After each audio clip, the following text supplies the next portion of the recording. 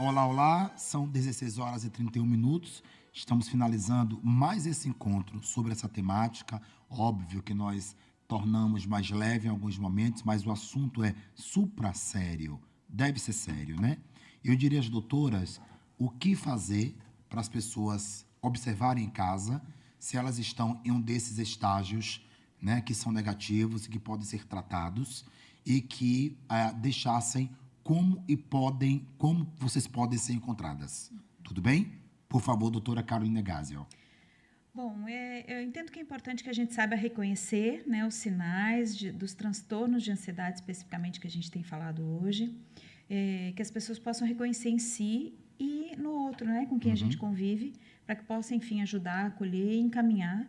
É importante a gente perceber sinais físicos, sinais emocionais e, principalmente, a intensidade e a duração desses sinais. Se eles são incapacitantes, se eles, em algum momento, eles limitam ali a vida social, a vida emocional e a vida como um todo desse indivíduo e se promovem esse adoecimento. Então, é hora de pedir ajuda.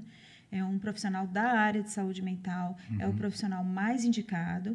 Então, eu recomendo que as pessoas procurem fazer essa análise de si ou do outro e que peça ajuda o quanto antes para que a gente possa acolher e fazer a condução da melhor forma. Como encontrar a doutora Carolina Gás Ortiz? Nas redes sociais é Portal da Psicologia. Certo. E profissionalmente ali no JFC, na sala 1404. JFC, sala 1404. Parabéns pelo trabalho, Obrigada. viu? Obrigada Doutora, pelo espaço. eu que agradeço sempre. Doutora Alexandra Magalhães, onde encontrá-la e o que pode ser feito já para as pessoas terem norteamento, doutora? Então, como a colega falou, procurar um profissional da área de saúde, né?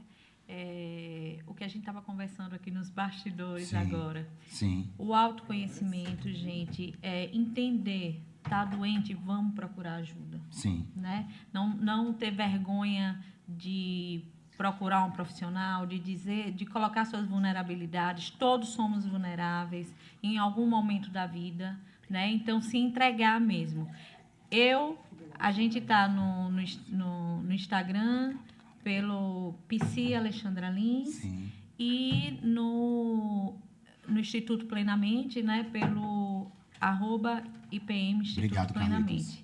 Então é isso, procurar ajuda. Onde é a fica melhor o Instituto? solução. O Instituto fica na Rua Fenelon Santos, Certo. número 55, no Salgado Filho. Salgado Filho, né? Uma das Salgado ruas mais Filho. conhecidas de Salgado Filho. E lá é aberto das 7 da manhã às 10 da noite. Ou seja, não se sinta só. Não, Não é isso? não. Procure ajuda. Doutora Niclésia Dias, por favor, doutora. Bom, eu vou completar a fala das meninas e dizer que vocês que realmente já notaram que está precisando de alguma coisa, vá para a autorrealização. Não se entregue, não. Não queira ficar perdendo tempo, entendendo a vida do outro, se comparando com a vida do outro. Gente, pelo amor de Deus, tome conta da sua vida. Tenha responsabilidade consigo próprio. A única coisa que você pode fazer por você é realmente você tomar conta da sua vida. Então, meu lema é, tome conta da sua vida hoje e agora. Deixe desse papel de vítima, porque esse papel de vítima... O mesmo trabalho que você tem de viver a dor é o trabalho que você tem de curar a dor. Gostei disso. Então, faça a opção de curar a dor. Vira a chave. Vire a chave. A gente só tem esse momento. Onde encontrar a doutora Niclésia Dias? No Instituto Doutora Aline Pinho, né? Um beijo para a nossa diva. Nossa querida. Exatamente. E no meu Instagram, DRA Niclésia Dias. Facinho, facinho. Okay. Agora, se quiser terapia de choque, é comigo. Ok.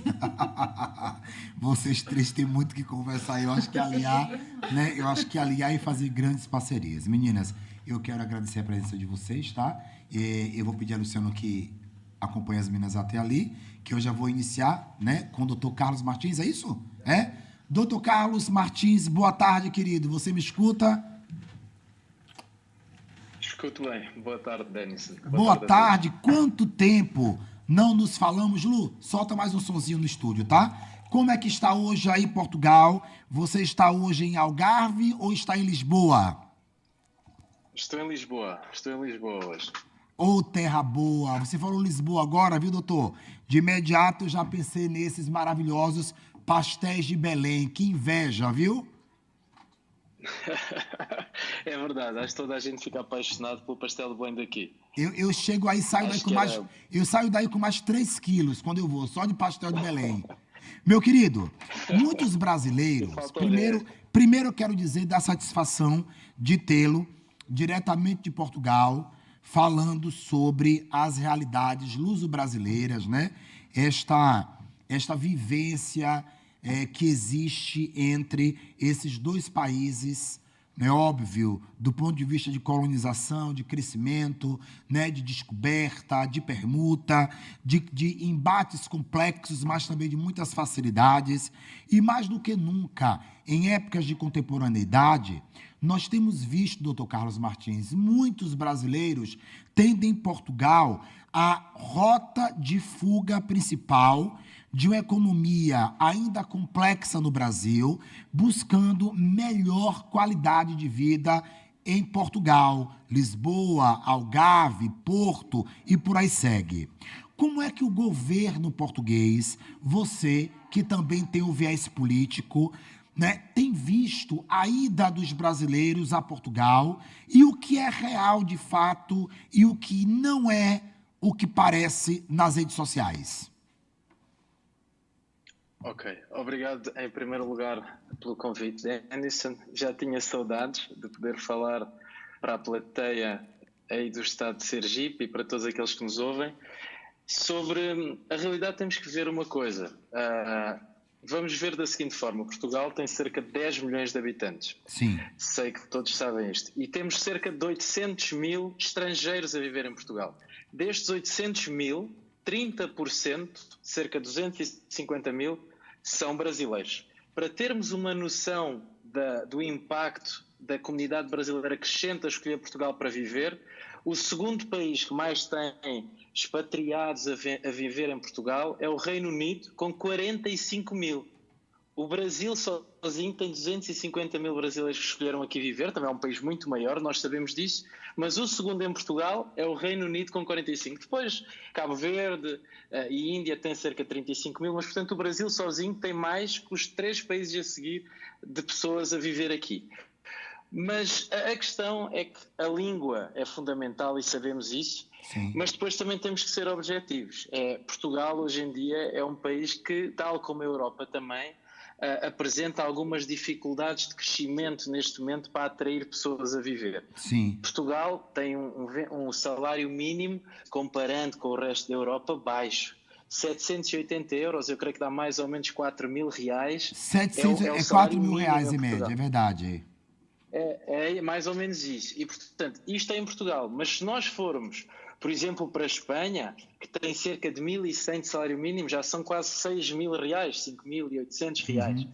E, portanto, Portugal, embora seja, pela questão da língua, um país que acolhe e que tem essa facilidade, é um país que, a nível daquilo que dá de condição financeira, não é assim tão forte comparando com a Espanha, com a França, e nem vou comparar com outros países, como o Luxemburgo e a Suíça, que estamos a falar de mais de 2 mil euros, mais de 10 mil reais de salário mínimo. Sim, eu estou a falar sim, mínimo. Sim. Sendo que o salário médio em Portugal vão dos 1.200, 6.000, mas isso já são outras condições. E Portugal depois tem outro handicap hoje em dia. Eu gostava de transmitir coisas boas. Eu ouvi uma parte do painel anterior sobre temas importantíssimos e atuais, como a depressão e a ansiedade, e permitam-me o humor e ninguém leva mal. Mas quando falamos em vir para Portugal e a condição de habitação, o estado que existe a nível de pagamento, a nível do vencimento das pessoas, dá quase uma depressão psicológica, porque Portugal está a atravessar uma fase difícil em que as pessoas custam, também pela inflação, a pagar a renda das suas casas, custam a ter subsistência financeira para conseguir pagar as contas, pagar o colégio dos filhos e ter algum para poupar, e estamos numa fase em que Portugal está naquela pré-crise financeira que muitos, infelizmente, que sabem que Portugal nas últimas décadas tem tido, e não estamos como apogeu de crescimento económico e de coisas que nos façam ter a esperança que no imediato vamos dar condições muito fortes a quem nos recebe. Há um detalhe que é muito comum e óbvio, a gente entende isso, de pessoas que seguem para Portugal e dizem, olha, inclusive temos uma amiga em comum que é Bianca Mainá, né? Mas a família de Bianca, ela sempre foi muito empreendedora aqui no estado, lidava com arte, vêm de uma família estruturada, eles resolveram dar uma guinada e foram. E foram muito criativos, estão com negócios aí, inclusive, na cidade do Porto, né? Com a lanchonete bacana. Eu diria que já começou a mexer um pouco nos desígnios da própria vida e a criar uma economia primária, não mais secundária. Mas onde eu quero chegar com isso? Veja, uma pessoa que sai diretamente do Brasil, sem perspectiva de vida, segue para Portugal hoje, com um salário de 780 euros em média, né? Onde essa pessoa vai conseguir viver, em média, em Lisboa ou em cidades como Algarve, em cidades como Porto, com 780 euros? Qual é a qualidade de vida que hoje Portugal, de fato, oferece a pessoas que vão nessa perspectiva de terem uma vida melhor com um salário que, se transportarmos em real, daria 4 mil reais, né? A exemplo. Mas o que significam, de fato, esses 780 euros para a vivência aí mesmo em Portugal? Eu não sei se eu estou sendo claro com minha pergunta, doutor Carlos. Claríssimo. Com os 780 euros, se nós formos a ver, Lisboa, por exemplo, e falou da minha região, do meu estado, que é o Algarve, sim. São zonas muito caras a nível de habitação, como o país todo em média. Portugal é um país que vive muito focado na zona litoral, portanto Lisboa está perto, o Algarve também, zonas mais costeiras e de praia, onde está a maior densidade populacional do país. Sim. Nessa zona toda, e depois naturalmente o Porto, é onde a habitação é mais cara. Para termos uma noção, e eu vou dizer com arredondamento que estive aqui a ver para não falhar, um T2 está sempre superior a 1.200, 1.300 euros por mês. Ok? Não, volta aí. Volta aí. Carlos, volta um pouquinho aí, que essa parte houve uma falha na comunicação. Pode repetir? Claro que sim. Eu dizia que, em média, estou a reportar-me uma cidade como Lisboa. Certo. Um T1 ou mesmo um T2 pode rondar entre 1.200 a 1.500 euros por mês a renda. Ok, T1, T2 significa apartamento de um quarto ou 2 quartos, não é isso? Exatamente. Porque é uma expressão de vocês. T1 é um quarto, né? T1 é apartamento de um quarto, T2 é apartamento de 2 quartos, né? Isso mesmo. Isso, peço desculpa. Tá. E, portanto, imagine, vem um casal do Brasil e aluga um T1 que chega. Vamos arredondar 1.200 euros. Se ganharem os dois, mais ou menos o salário mínimo, vão rondar os 1.600. Naturalmente é difícil, pagando depois contas, água, luz, não é? Mais alimentação, o transporte para ir trabalhar, fica apertado para conseguir ter uma bolsa de dinheiro no fim do mês para conseguir subsistir. Sim. É quase uma sobrevivência mensal para pagar as contas e não é aquela condição ideal para vir juntar algum dinheiro para depois alguns regressarem ao seu país de origem ou outros fazerem vida folgada em Portugal. Esta é a realidade, é uma realidade que está a ser muito batida. Portugal aprovou há pouco tempo uma nova lei sobre a habitação para conseguir ter habitações a preços mais baixos para jovens casais e para pessoas com dificuldades. Ainda está em discussão no Parlamento, na Assembleia da República Portuguesa. O que é que propõe essa nova possível lei? Ao fim e ao cabo, é assim, há vários pontos na Lei de Bases da Habitação que foi agora a ser discutida, mas vamos ver uma coisa, há alguns pontos que estão a ser discutidos, como por exemplo casas que não estejam a ser ocupadas, em que os donos, os proprietários, têm que um determinado preço, num determinado intervalo, arrendar, alugar a famílias que precisem, numa espécie de bolsa pública. Isto tem criado, eu estou a dizer a coisa mais problemática, porque isto, se formos a pensar, e a minha opinião vai ficar aqui versada nesta frase, a propriedade privada, eu quando adquiro algo, é meu. Exato. O Estado não pode vir e tomar conta do que é meu e decidir. E, portanto, isso está a criar algum problema a nível de debate político, não foi muito bem aceito.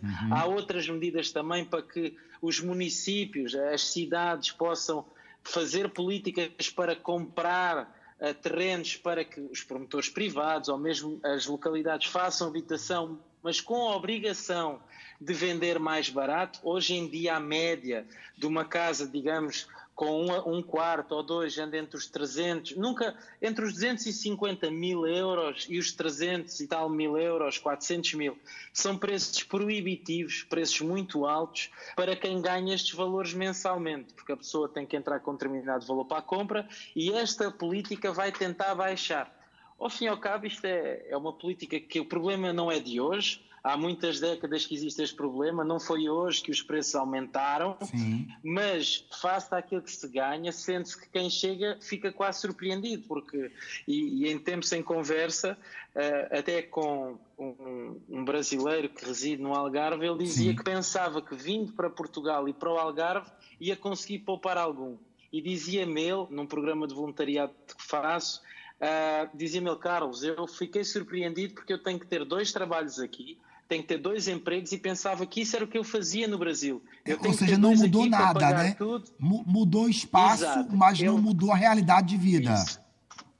Era aí que eu queria chegar. Mudou de espaço, imigrou para Portugal longe da sua família e continua a ter 2 empregos, a trabalhar todos os dias da semana e final de semana. Sim. E não tem a capacidade de poupar muito. Ele diz que está naturalmente melhor, e é aquilo que ele me diz, de onde ele veio, sente-se mais seguro. São cidades mais pequenas. Portimão, para terem noção, tem cerca, que é onde ele está, 60 mil pessoas, nada comparado com o número de habitantes que têm as cidades brasileiras. Sim. E ele diz que se sente mais tranquilo nesse aspecto. Agora, a nível do custo que tem, o apartamento que ele paga, o que gasta em contas ao fim do mês, teve que ter 2 empregos. E ele disse-me, quando veio, esperava que não fosse assim. Diz que não vai sair de Portugal, mas diz que neste momento precisa ter 2 empregos para poder pagar tudo. A casa e tudo. Doutor Carlos, quando o brasileiro segue para Portugal, né? Obviamente, eu digo assim, a grande maioria dessas pessoas, elas não têm, basicamente, uma formação muito profunda. Porque se tivessem, estariam bem empregadas no Brasil. Concorda comigo? Né? Quem tem essa estabilidade intelectual, né? Essa estabilidade cultural, no país, por mais que seja complexo, ela ainda consegue, de certa maneira, se estabelecer com tranquilidade, por incrível que pareça. Agora, eu me reporto a essas pessoas que vão buscando essa mudança de vida. Você já antecipou, quando nos disse aí, que elas acabam trabalhando de domingo a domingo. O que me vem à mente é perguntar-lhe, no caso, quais são as funções que esses 250 mil brasileiros que seguem para Portugal, eles acabam, no caso, executando ou exercendo aí.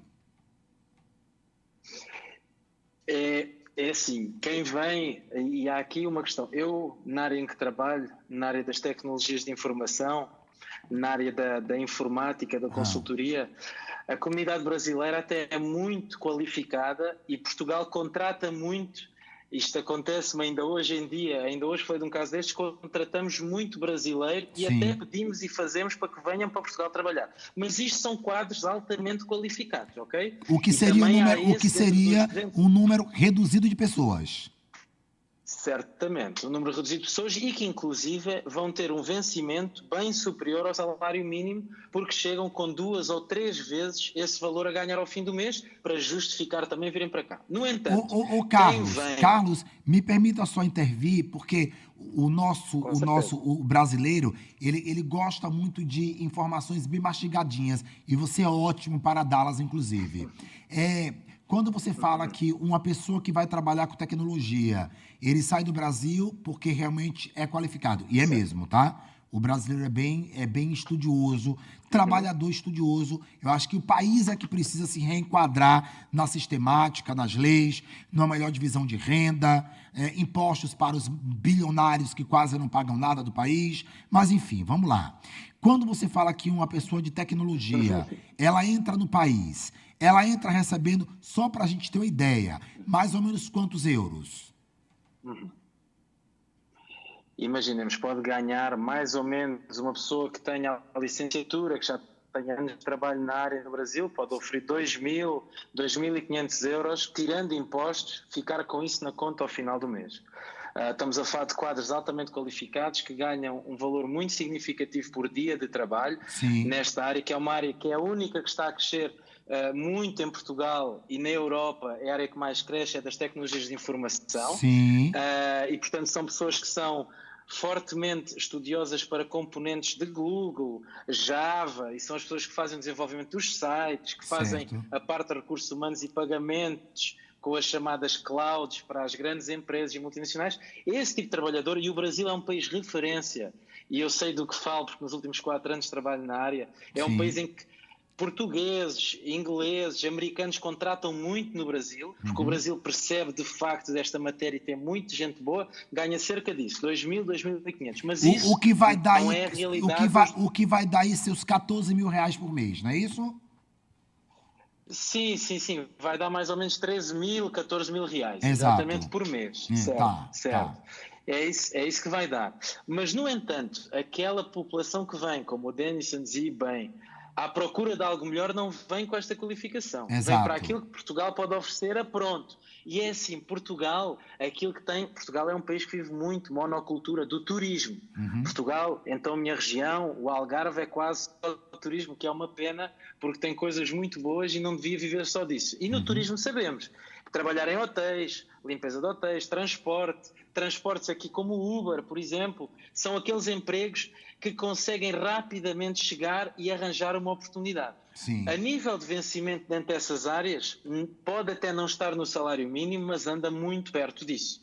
E, portanto, a grande maioria dos 250 mil brasileiros, eu procurei imensos números, há estudos, e eu vou-me reportar a este, porque é um estudo oficial e académico da Universidade de Lisboa, diz que isto representa cerca de 190 mil brasileiros. Se estamos a falar de 250, não quer dizer que 60 mil sejam aqueles altos quadros, qualificados. Não. Ainda há os que são classe média, que estão a ganhar não os 780, mas, por exemplo, 900, 1.000, 1.100. Ou seja, a grande maioria da comunidade brasileira em Portugal vem nessa expectativa e depara-se com isto que eu acabei de dizer. Um salário de 800, 900 mil euros, uma habitação, cara. Esta realidade que você nos apresenta agora, ela muda muito se for de Portugal, exemplo, para a cidade do Porto, é muito diferenciada, ou se mantém por todas serem muito próximas à praia e por Porto ser uma cidade das mais importantes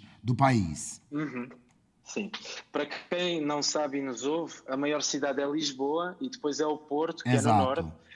E essas duas cidades têm uma dinâmica económica muito parecida. O Porto é mais barato de se viver que Lisboa. Lisboa é a cidade mais cara do país, mas não é muito mais barato. Naturalmente que em zonas mais fora do centro do Porto se encontrará casas a um preço mais baixo, como também em Lisboa, afastando do centro da cidade, é mais baixo. Mas são das duas cidades em que tudo é mais caro na maioria. O custo de vida pelos transportes, pelo pagamento de casa é mais caro. Onde, e isto acontece também, e também há a comunidade brasileira, e até conheço casos, onde é mais barato por causa da casa e dos apoios que as cidades dão é no interior do país. Se nós formos para, eu vou dizer estados, aqui dizemos distritos, mas para estados do interior, e eu vou-me reportar a Beja, a Porto Alegre, Guarda, são cidades muito mais pequenas que estas, há uma comunidade interessante que trabalha remotamente de casa, brasileiros também, e eu conheço, que estão lá e pagam, por exemplo, metade ou um terço de renda de casa por mês. E ganhando 1.000 euros isso já faz diferença, e ainda em casal ganham 2 vezes e têm outro tipo de condições. Já quem procura Portugal, sabendo que no interior do país, como Portugal quer povoar o interior e que não vão todos para o litoral, há muita gente que aproveita esses benefícios. Há benefícios que Portugal concede a quem vai para outros distritos que não. Lá está o Algarve, o meu estado, a minha região, Lisboa e o Porto. Todos os outros têm tendência a ter benefícios que ajudam. Inclusive, há bons casos, mais a norte de Portugal, em Bragança, que é o distrito mais a norte, que fica lá coladinho na zona interior do norte da Espanha. Na cidade de Bragança, a Câmara paga, acresce na totalidade. A Câmara oferece benefícios. A Câmara, como se diz aí, Denison, a Câmara é a prefeitura, certo? Sim. A Câmara Municipal, creio eu, que no Brasil é a Prefeitura, para tentar usar aqui o termo certo. Perfeito. Oferece benefícios que, por exemplo, Lisboa não dá, porque Lisboa não precisa. Lisboa é uma cidade grande, ao nível das maiores cidades da Europa, e é uma cidade que, quando o brasileiro chega, reconhece que é uma cidade grande. Exato. É uma cidade que diariamente tem cerca de 3 milhões de pessoas a andar, para a dimensão de Portugal é muito grande, mas, e portanto, há condições no interior de Portugal que são melhores do que Lisboa. E eu acredito, não conheço nenhum caso, mas acredito, mas não vou mentir a quem nos ouve, não conheço nenhum, mas acredito que há pessoas no interior de Portugal, longe da zona litoral, que conseguem com esses 1.000 e poucos euros, pagando 400, 500 euros de casa, de renda, conseguem ter uma qualidade de vida muito superior à que tinham no Brasil. Haverá casos felizes em Portugal. No entanto, Portugal está numa fase em que, como disse de início, aquilo que as pessoas ganham ao fim do mês não dá, em média, para ter uma vida folgada e descansada, com muito dinheiro a ser poupado. E, por exemplo, quem imigra, eu digo isto do povo brasileiro, mas serve para os portugueses que imigraram na década de 80 para a França, para a Suíça, sim, que poupavam e no fim do mês mandavam dinheiro parte às suas famílias. É verdade. Há muito brasileiro que aqui está que seguramente não consegue mandar dinheiro para as suas famílias no Brasil. Porque eu acho que o gastar todo para pagar contas. De certa maneira, né, Carlos, a grande diferença acaba sendo uma vida do ponto de vista de quantas horas trabalhadas obrigatoriamente em Portugal por dia? Em média são 40, em média na Europa, a média são de 37 horas por semana. Em Portugal são 40. Portugal tem uma média superior de horas de trabalho à União Europeia. Temos que é média de segunda, 40 horas semanais. Essas 40 horas de segunda a sexta? Não é isso? Então, sim, é algo semelhante ao Brasil. Exatamente. É algo semelhante ao Brasil. 8 horas diárias, né? Eu acho que... Não é isso? Eu penso que acaba sendo muito semelhante ao país, né? Vai haver uma melhora na qualidade de vida, porque a violência é bem menor, né? Esse espectro de liberdade, né, e de segurança é algo que conta muito na qualidade de vida, mas que o sonho de mudar economicamente, ele não é de fato real ainda. Procede? Certo, exatamente. Para termos só a noção, já que falo só no Portugal da Europa também, sim, os países onde se trabalha menos horas na Europa são os Países Baixos, antigamente a Holanda, a Alemanha e a Dinamarca, com 35 horas. São estes 3 países que têm menos horas obrigatórias de trabalho semanal. Sim. São cerca de 35 horas, em que, portanto, há tendência. E mais que Portugal, também dizer, é curioso, mas só há um país, que é a Grécia, que tem 41 horas de trabalho semanal. Meu Deus! De resto, Portugal ocupa ali, com a Roménia, a Bulgária, o pódio, a Polónia, países que têm 40 horas semanais. Depois há ali países que têm mais poder de compra, a França, a Suíça, que andam com 38, 37. Mas, portanto, Portugal está naquele lote de países que mais trabalha a nível de horas por semana e também, diz ele, porque é verdade, é o 3º país da Europa onde menos se ganha.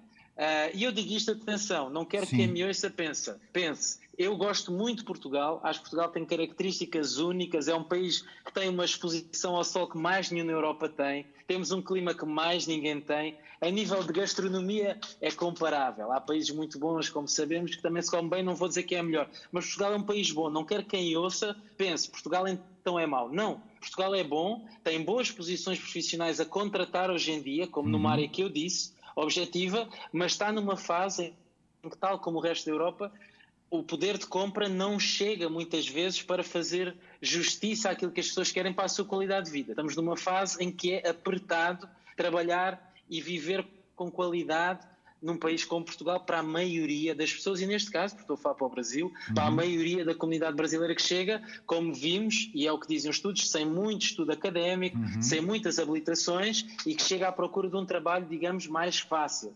Para esses não é muito fácil conseguir pagar todas as contas e viver com qualidade, poupar e mandar para as famílias ao final do mês em Portugal. Porque em Portugal também ganha-se uma vez por mês. No Brasil, e aprendi com o Denison, há quem paga a semana, parabéns a quem o faz, e há quem paga a quinzena, certo? Na Europa paga-se mais ao mês, e portanto a pessoa tem de gerir 4 semanas do seu rendimento, e eu acredito que faça diferença na vida das pessoas. Eu fui habituado a ter o meu vencimento assim, sim, mas acredito que para pagar contas e comprar comida para os filhos e etc, seja talvez mais fácil à semana para as pessoas se organizarem, que é essa a política do Brasil. Há quinzena à semana, em Portugal também dar esta nota, ganha-se no final do mês. Sim.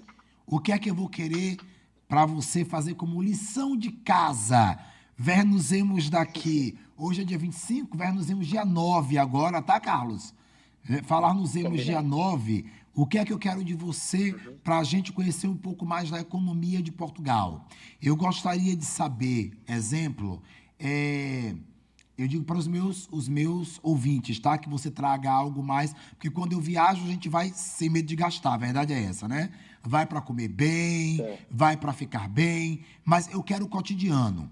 Então, aí de Portugal, eu gostaria que você nos trouxesse a realidade dos patamares salariais das várias áreas dos profissionais portugueses, tá? Exemplo, enfermagem, medicina, guarda de trânsito, policiais, ok? Fazer um levantamento, médicos, juízes, promotores, procuradores, políticos, que você fizesse uma seleção de várias profissões e quais são os patamares salariais desses profissionais em Portugal, para nós compararmos, no caso, aos profissionais brasileiros. Tudo bem? Com certeza. Eu até tinha, mas deixamos então para daqui a 15 dias alguma comparação para fazermos, já tinha feito esse trabalho de casa e fica antecipado para daqui a 15 dias, e daqui a 15 dias trago mais ainda para podermos comparar esses tetos salariais. Com certeza, é uma boa ideia, e para as pessoas terem uma ideia mais clara da diferença entre o que ganham no Brasil e o que podem ganhar em Portugal. Claro. Depois, no terceiro encontro, eu quero saber preços dos produtos, tá? Aí de Portugal, eu vou mandar você ir ao hipermercado com a sua mãe, tudo bem? Fechado? Como é o nome dela? Dona Otília? Madalena. Dona Madalena. Mande um abraço para Dona Madalena, que é uma simpatia. Diga que no terceiro encontro eu quererei, no caso, a participação dela, que vai puxá-lo ao mercado para verificar a compra, carne, com certeza, frango. Ela fará esse terceiro episódio, então. Viu? Você vai ter essa tarefa do terceiro encontro, tá bom, meu querido? Combinado. Meu querido, muito obrigado. São que horas em Portugal agora? 9 horas, é isso? Aqui são 9 horas. Hoje qual a temperatura em Portugal e Lisboa? Olha, nem vi, mas vou ver agora. Cerca de 22 graus, diria eu, 23 graus Celsius. Tá delícia. Tá uma delícia ainda, viu?